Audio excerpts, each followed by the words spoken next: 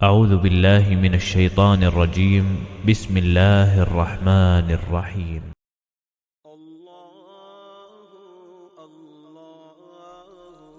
हज़रत आयशा रज़ियल्लाहु अन्हा से रिवायत है, रसूलुल्लाह सल्लल्लाहु अलैहि वसल्लम ने फरमाया, जब तुम में से कोई नमाज पढ़ रहा हो, इस दौरान में अगर इसे ऊँघ आ जाए तो वो सो जाए ताकि इसकी नींद पूरी हो जाए, क्योंकि अगर कोई ऊँघते हुए नमाज पढ़ेगा तो वो नहीं जानता कि वो अपने लिए इस्तग़फ़ार कर रहा है या खुद को बद्दुआ दे रहा है। सही बुखारी हदीस नंबर 212।